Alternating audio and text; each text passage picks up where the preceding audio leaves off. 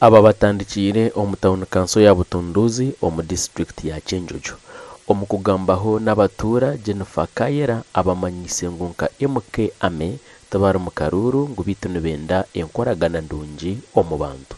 Rwanda yatugarikanisha na Rwanda na Uganda ya Rwanda amahiga SFC nigakuma muzeyi nigamukuma je hino kuyabire no muntu trained no muntu in experience yo kwebembera ihangeri tubashaba tubeshengereza nkemwa bacanjojo abatoro muje muhagire muhozi kandi mumukunde ahabo kuba no mwana wetu kandi no muntu wetu kandi no mutor kufunda Afrika.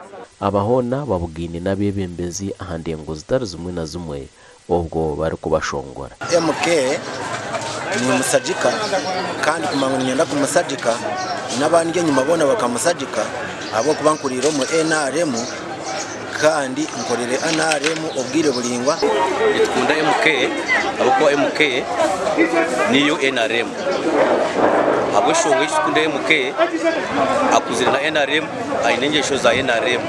So muhozi Kainerugaba mazima gali ni mugonza muno kandi nyetekanize okusera Karuru batorine n'abarabine bembera MK Ame aharengo rwa district. Itwe abantu bakenjojo tusaziremu kuhagira muhozi Kainerugaba general.